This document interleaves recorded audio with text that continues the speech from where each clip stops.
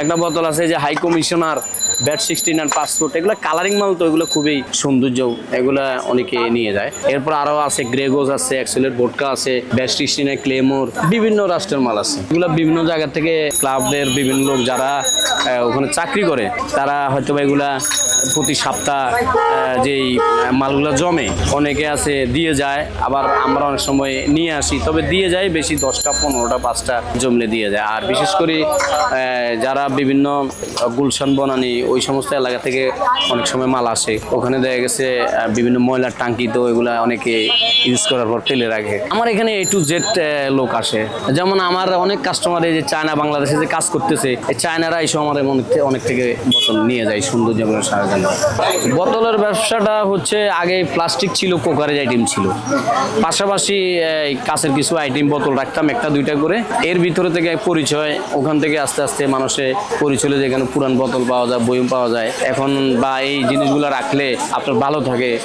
এই প্রায় আজকে প্রায় 20-25 বছর হয়ে গেছে। এগুলা বিশেষ করে ভিনেগার, পানি, মধু, তেল রাখলে অনেকটাই ভালো থাকে। পুরোনো বোতলগুলো এই জন্য বিশেষ করে ব্যবহার করা হয়। কাঁচের বোতলের ভিতরে যদি আপনি পানি রাখেন, সেই পানিটা ম্যাক্সিমাম 15 দিন 20 দিন পর্যন্ত পানি রেখে আপনি ইউজ করতে পারবেন। কিন্তু একটা প্লাস্টিকের বোতল তো সেটা আপনি 2 দিনে ব্যবহার করতে পারবেন না।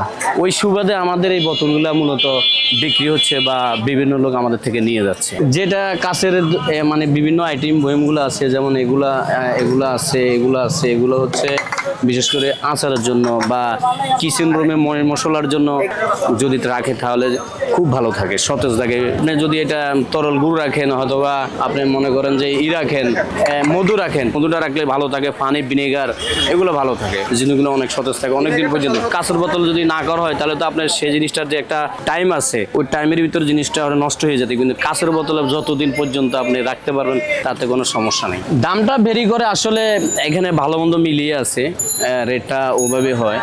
যেমন কিছু মাল যদি ফ্রেশ হয়, ফ্রেশ হিসেবে মালগুলো একটু রেট বেশি হয়, যেগুলো নর্মাল এগুলো রেট হয় একটু নর্মাল। যেমন 60 টাকা আছে, 80 টাকার বোতল আছে, 120 টাকা আছে, 150 টাকা 200 টাকা পর্যন্ত আছে। ভালো বোতল খারাপ বোতল তো সবই নাম, যেমন শরীরের রক্ত সবারই তো লাল, কিন্তু গ্রুপটা ভিন্ন, যদিও নাম বোতল, কিন্তু সেই বোতলটা হয়তোবা দেখতে ভালো, ওই হিসাবে জিনিসটা একটু দামটা বেরি হয়। মূলত এখান থেকে বিভিন্ন ডিজাইনের বোতল নিয়ে অনেকে আপনার আর্ট করতেছে, বিভিন্ন কারুকাজ করে, এই বোতল দিয়ে অনেকে লাইটিং করে, ঘর সাজায়, বিভিন্ন হোটেলে সাজায়, রেস্টুরেন্টে এগুলো ইউজ করছে।